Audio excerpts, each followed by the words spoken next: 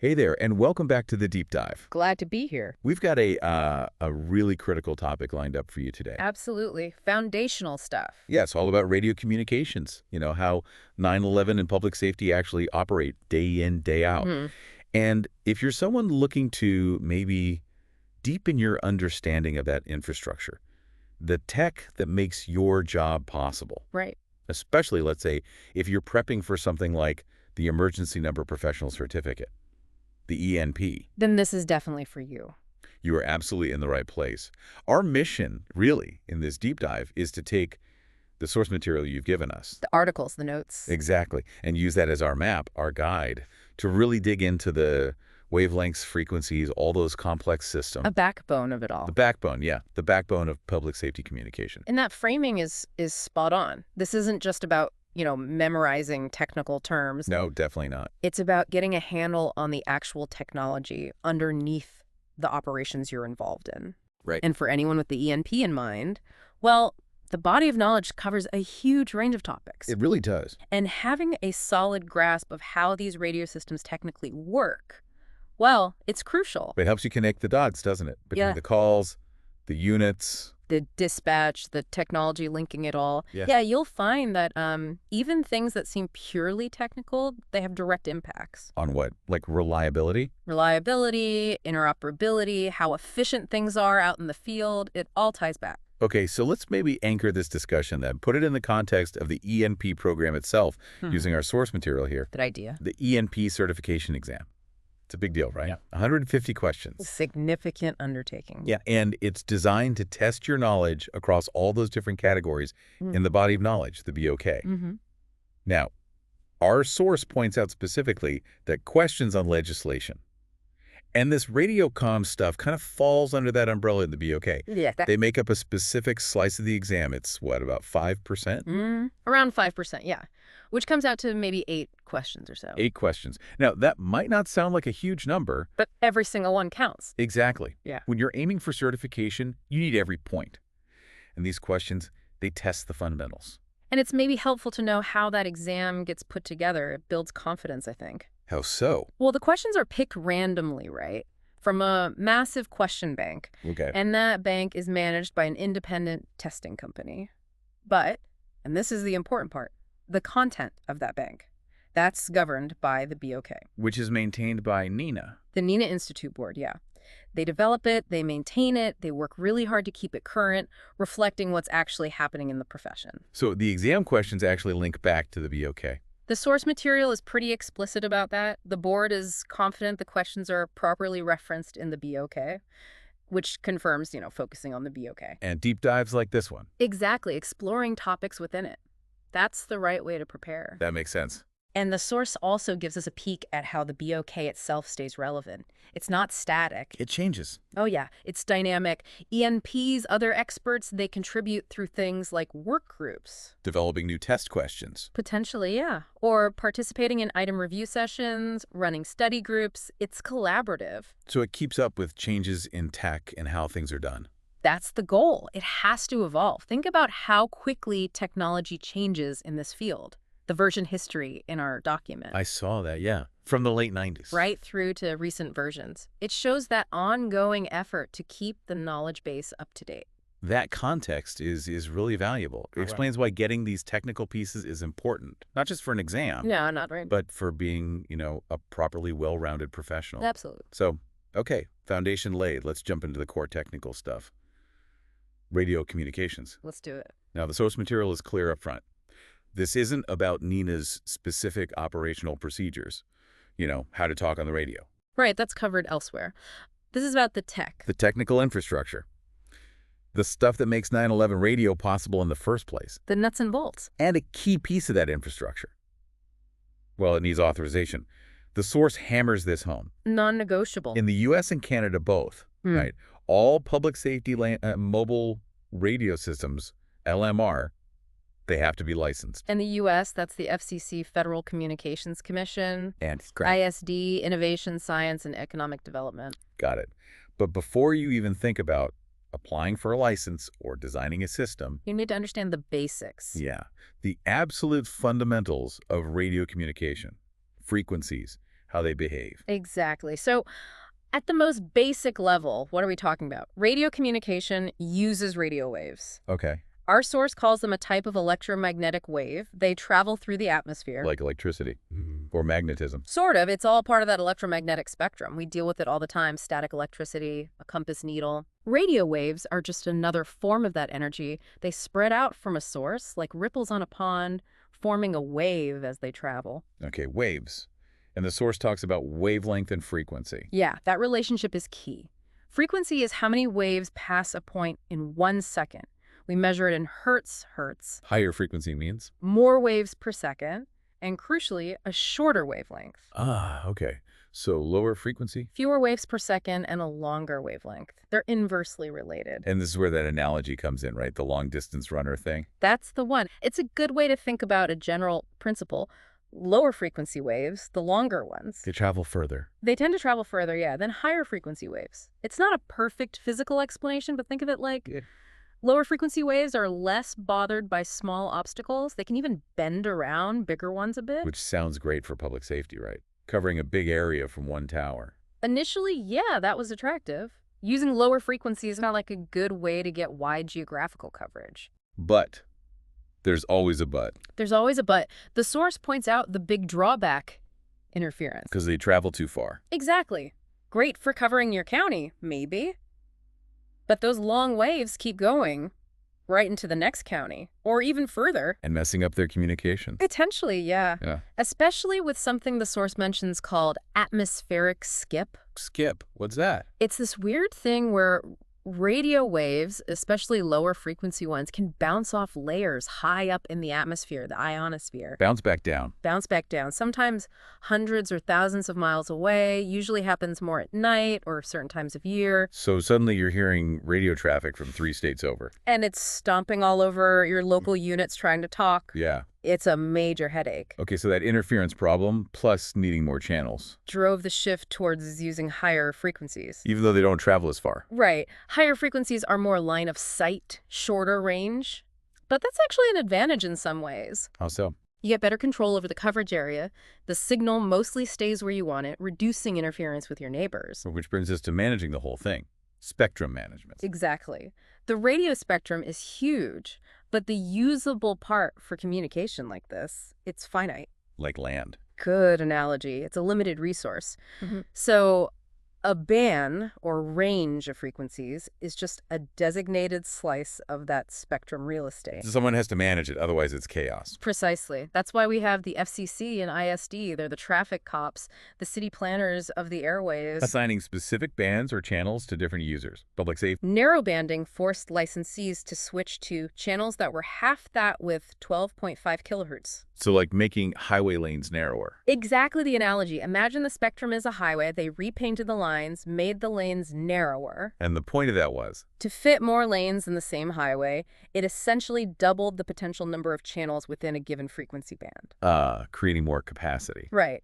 It meant upgrading or retuning equipment, which was a huge effort nationwide. A massive undertaking. But the end result was freeing up more spectrum space, allowing more channels to be allocated, including for public safety as demand grew. Okay. And to see where public safety fits in the grand scheme, the source has that table, table 2.1. Yeah, the classification of frequencies, it's eye-opening. Shows the whole range, right? VLF, LF, MF. All the way up to EHF.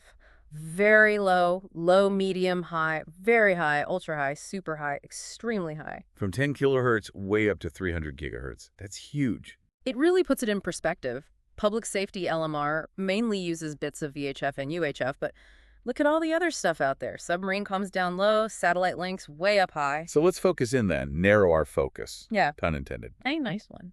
On the bands most relevant to public safety LMR, according to the source. Starting with VHF, very high frequency. Okay. We've got VHF low first. That's like 39 to 72 millihertz. Right. And remembering our long-distance runner idea. Longer waves, travel further. Generally, yes. The source notes greater range than higher frequencies. Historically, that made it popular for really big rural areas. Or maybe intercity communications. Could be, yeah. Covering large distances. But it has that drawback we mentioned. The atmospheric skip. VHF low is particularly prone to it. Great range sometimes, but unpredictable interference bouncing in from afar. Not ideal if you need reliable local comms. Definitely a challenge for systems relying only on VHF low. Okay, moving up slightly. VHF high, that's 150 to 170 millihertz. Around there, yeah. And the Yeah. source calls this the standard high band for public safety. Police, fire, EMS. This is common. Very common. It's kind of a sweet spot. How so? Well, the range isn't quite as far as VHF low, but it's still good. And Right. critically, the source says it penetrates terrain well. Hills. Trees. Exactly. The wavelengths are still long enough compared to UHF that they bend or diffract around hills and forests better. So if you're in a rural area with woods and rolling hills, VHF high often gives you more reliable coverage as units move through that landscape. Better signal through tree cover, too. makes sense why it's a popular choice for many agencies. Very practical, yeah. Especially outside major urban cores. Right, climbing higher still, UHF. Ultra-high frequency. That's a big range, 300 millihertz up to 3 gigahertz. Broadly speaking, yes. And the main characteristic here, Shorter range than VHF. shorter range generally, but Yeah, it gains somewhere else. getting through buildings. That's the key trade-off. UHF signals are much better at penetrating structures. Concrete, steel, things like that. So ideal for cities or inside big buildings. Perfect for dense urban environments where buildings are the main obstacle, or for operations inside malls, high-rises, convention centers. And the source lists specific public safety bands in UHF. Yeah, 400 megahertz, 500 megahertz, 700 megahertz, 800 megahertz, and 900 megahertz are mentioned. Are some more common than others now? The 700 and 800 megahertz bands are heavily used for modern trunk systems. 400 megahertz is also very common. Modern gear often focuses there. And the source mentions multi-band radios. What's that about? Ah, yeah, that's a big development. A multiband radio is a single unit, portable or mobile. That can work on different bands, Ah. like VHF and UHF. Exactly, maybe VHF, UHF, and 700, 800 megahertz all in one box. That sounds incredibly useful for interoperability. Huge advantage. Imagine a big incident, police on VHF, fire on 800 megahertz, EMS on 700 megahertz. You used to need multiple radios or complicated patches. Right. Now, a responder with a multiband radio might just switch talk groups or zones on the same radio to talk to different agencies. Much simpler. Okay, so summing up that comparison from the source. UHF for buildings, VHF for terrain and range. That's the fundamental trade-off, yeah. UHF penetrates structures better. VHF handles terrain and distance better. Understanding that helps explain why agencies pick certain bands or maybe use a mix. Absolutely. It's key context for anyone in the field, especially aiming for the ENP. Knowing the why. Okay, let's shift from frequencies to how systems are actually structured, the architecture. Right. How the radios are organized to talk to each other. The source starts with the older way, conventional radio systems. The traditional approach. Simple concept. Channels are assigned statically. Like channel 1 is for police dispatch, channel 2 for fire dispatch. Pretty much. Each agency, or maybe a specific function, gets its own dedicated frequency or pair of frequencies. And the source uses that bank line analogy here. Yeah, getting in line at the bank. Police need to talk on channel 1. They tune to channel 1 if someone's already talking. They wait, even if channel 2 for fire is totally silent. Exactly, unless they manually switch channels, assuming their radio can and they're allowed to. The main drawback being, Inefficiency. Channels are tied up, whether they're busy or completely idle. so at peak times, your line gets long and slow. Congestion happens fast. And during quiet times, you've got valuable spectrum just sitting there unused. Not very flexible. Which led to the newer approach, trunked radio systems. The modern solution designed for spectrum efficiency. How's it different? No more dedicated channels. Not in the same way. Instead, a group of frequencies, a pool of channels, is shared by all the users on the system. Shared. How does Well- that work without chaos? Computers. Intelligence. The source explains it's managed by computers. Okay. When you push or push to talk, your radio sends a request to a central controller, usually on a dedicated control channel. Like asking for permission. Sort of asking for a channel. The controller instantly looks at the pool of shared channels, finds an open one, and assigns it to your talk group. Talk group. Yeah, think of it like a virtual channel or a conference call. All the other radios in your talk group are told by the system, hey, tune to this channel for this conversation. So the system manages the allocation dynamically. Instantly. And when you let go of the button, that channel goes back into the pool, ready for the next person from any talk group. And the analogy changes here too, right? From bank lines to... A bank lobby, where the next available teller helps the next person in line, no matter what kind of account they have. Users are grouped logically, talk groups, but share the physical resources channels. The benefits seem pretty clear. Oh yeah, huge improvement in spectrum efficiency. Fewer channels sitting idle. And interoperability. Big improvement there too. Since agencies are sharing the same infrastructure, it's much easier to set up shared talk groups for incidents or let users join other agency channels temporarily. Seamless communication during big events. Much more seamless, yeah. The source has that figure 2-1 showing the parts. Dispatch console, control terminal, the master controller brain, the repeater sites. Puts together visually. So comparing them directly, conventional is manual channel selection, trunked is automatic, software controlled. That's the core difference in operation. And the trend is definitely towards trunking. Especially in urban areas, larger counties, anywhere spectrum is tight and efficiency matters. Trunking is replacing conventional systems rapidly. But conventional isn't dead yet. Far from it. The source makes that clear. Still widely used, especially in rural or remote areas. Why is that? Cost. Cost is a big factor. Building out a complex, trunked system across a huge, sparsely populated area, very expensive compared to simpler conventional sites. The legacy gear maybe. Smaller agency resources. All potential factors. So yeah, trunking is the future, but conventional is still very much part of the present landscape. Okay, systems covered. What about the actual radios people use? Mobile versus portable. Right, the devices themselves, mobile radios are the ones in vehicles. Cars, trucks, ambulances, bolted in. Yeah, and portables are the handhelds. Walkie-talkies, essentially. Big differences in how they perform. Significant differences, yeah. The source details them. Power is a big one. Mobiles have more power. Much more. They run off the vehicle's battery, so they can transmit at higher power up to 100 watts, as mentioned. And portables. They run on smaller batteries, so much lower power.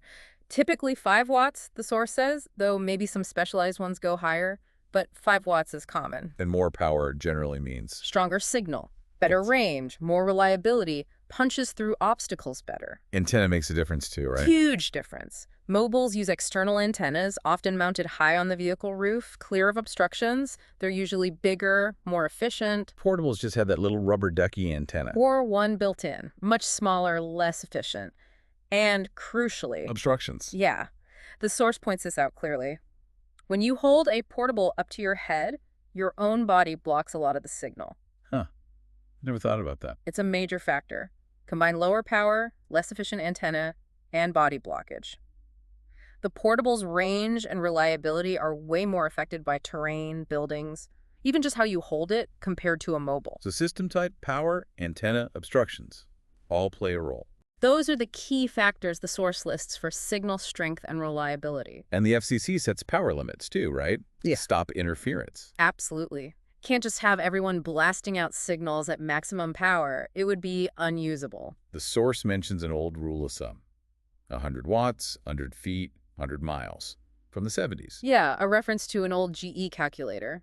Fun historical note, but Not really relevant today. not at all. The source quickly says modern limits are much tighter, spectrum is crowded, systems need designed specific coverage areas to avoid interference. You can't just overpower your neighbors anymore. Okay, got it. So radios need help sometimes to reach further. What's the most basic way radios talk directly? That's simplex. The source describes it as transmitting and receiving on the same frequency. Direct radio to radio. No fancy infrastructure. Right, often called walkie-talkie mode or direct mode. The downside being Short range. The source emphasizes this. It's great for close-in work. like firefighters inside a building talking to someone right outside. Perfect example. Or units on scene, line of sight. Works fine there. But the range is limited, maybe 10 miles best case, much less with obstacles. Simple, reliable for short hops. So how do you get that wide area coverage? 25, 40 miles. That's where repeaters come in. The source says this is the common method for extending range significantly. Repeaters, like relay stations. Exactly. An automated relay. It listens for weak signals from mobiles or portables and blasts them out again at higher power from a better location. High up on a tower. Usually, yeah. High elevation is key. So, how it works, technically, It uses 2 frequencies. yes. Your radio transmits on frequency 1 the repeater's input. The repeater hears that. Oh, man. It simultaneously retransmits that same audio on frequency 2, the repeater's output. Your radio listens on a frequency 2. So you talk on 1, listen on 2. Talk to the repeater on 1, listen from the repeater on 2. And because the repeater is high up and powerful, It covers a much bigger area. Your 5-watt portable might only reach the repeater 5 miles away. But the repeater may be transmitting 100 watts from 60 feet up. Can reach radios 25, maybe 40 miles away, over hills and trees. Much better. That's the magic of repeaters. It's the core of most wide-area LMR systems. Whether they're conventional or trunked, you're usually talking through a repeater site. Okay, range covered. What about reception quality, especially from tricky spots? Yeah. Weak signals, fading. That's where satellite or voting receiver systems come in. Voting, like an election. Kind of. The system votes on the best signal. Here's how. You place multiple receiver sites around your coverage area. Spread out geographically. Right. When a unit transmits, especially from a bad spot, maybe several receivers pick it up, but the quality might be different at each one. One clear, one noisy, one weak. Exactly. The system controller looks at the signal coming from all those satellite receivers. It votes. It evaluates the quality signal strength, clarity, noise level, and picks the best one. The clearest audio. The clearest audio signal gets selected, and that's what's sent to dispatch or retransmitted to everyone else. It cleans up the audio dramatically. So it overcomes weak spots and interference by having multiple listening posts. Precisely. Improves reliability, especially for portables in tough locations. Now, the source also mentions simulcast systems. How are they different from voting? Good question. Voting is about optimizing reception by picking the best incoming signal. Simulcast is about optimizing transmission coverage. How? In a simulcast system, you transmit the exact same message from multiple transmitter sites. Simultaneously. On the same frequency. Yes, simultaneously on the same frequency. Wait, wouldn't they interfere with each other? That sounds messy. It's technically very complex. It requires incredibly precise timing and synchronization between all the transmitters. If it's not perfect, you get distortion. But if they get it right. The benefit is seamless, wide area coverage. As a user moves across the region, they just keep receiving the signal from whichever simulcast site is strongest without any handoffs or frequency changes. Smooth coverage. Very smooth. And the source notes, simulcast is often combined with voting receivers. Best of both worlds. Kind of. Simulcast blankets the area with transmitted signal. Voting cleans up the received signal by picking the best version coming back from the units. It makes for a really robust, high-performance system. Okay, that covers how signals get around. Yeah. What about the signal itself? Digital versus analog. Yeah, the nature of the signal. This is fundamental. Analog is the older way. How does it work? Voice goes into the mic, gets converted to an electrical signal that, mimics the shape of the sound wave. An analog copy. Exactly. That electrical signal modulates the radio wave. So the transmitted wave directly represents the voice. And when an analog signal gets weak? You hear it, static builds up, the voice gets fainter, more garbled, it degrades, but you might still make out bits. Okay. And digital. Totally different approach. Voice goes in, but then a vocoder, a voice coder, digitizes it. Turns it into ones and zeros, binary data. Exactly. It's that stream of digital data that gets transmitted. The receiving radio's vocoder reconstructs the voice from the data. How does that sound when it gets weak? Still static. Usually not. Digital tends to have a cliff effect. It sounds really clear up to a certain point. And it just falls off. Yeah. It might get robotic, garbled as data packets are lost, or just cut out completely. Less static, but a sharper drop-off. Benefits of digital besides clarity, maybe? Clearer audio in noisy backgrounds sometimes, and enables things like encryption easily. Secure comms. Makes sense. And radios carry more than just voice now, right? Data signaling. Oh, yeah. That's a big part of modern systems. Transmitting non-voice info over the radio. Like what? Can be simple stuff. The radio's ID number when you transmit, PTTID. Or short status messages on scene, en route. Predefined messages. Often, yeah. But it can get way more complex. The source mentions remote control signals. Activating sirens, traffic lights. Things like that. Or triggering emergency alarms back to dispatch just by hitting a button on the radio. And this data stuff is built into modern digital systems. Absolutely integral, especially to P25 systems. T25. APCO Project 25. That's the big digital standard for public safety. It is. Developed specifically for public safety radio on VHF, UHF, 700, 800 megahertz, and a huge driver according to the source. Interoperability. Bingo. Using an open standard radio frequency interface, the RF subsystem. Meaning it defines how radios and systems talk over the air, regardless of who made them. So a Motorola radio can talk to a Harris system, potentially. If they both adhere to the P25 standard for that interface, yes, that's the goal. Which is huge for agencies wanting to work together or avoid being locked into one vendor. Exactly. Fosters competition, improves interoperability. And P25 isn't just voice and ID. The source mentions data like fingerprints, images, maps. Wow. Sending a picture over the radio. Or even streaming video feeds in some implementations. Imagine sending a suspect photo or map section directly from the field. Big operational impact. Definitely. Okay, one last technical area the source touches on. Network design and architecture. Transport systems. Yeah, basically the connect the dots part. How do you link all the pieces of the radio system together? Repeater sites back to dispatch. Dispatch to other centers. Right. It's about getting information reliably from A to B. The transport network is the underlying links, microwave, fiber optic, leased lines. And the source mentions LET, local access and transport area. Yeah, that's a U.S. telecom term, a specific geographic area. How does that fit in? It defines where a local phone company, LEC, provides service. If you need a connection, say a T1 line between 2 points within the same LET, intraleta, you typically get it from that LEC. But if you need to connect to something in a different LETA. That's interleta traffic. Different carriers, different rules often apply. So when you're designing the network to connect your radio sites, understanding these boundaries is part of figuring out who provides the circuits and how. It's part of the underlying network context. Okay, wow. We've covered a ton. Radio wave, spectrum, VHF, UHF, conventional, trunked, repeaters, voting, simulcast, digital, P25, LATs. It's a lot of technical ground. So let's bring it back home for you listening, especially if you're studying for the ENP.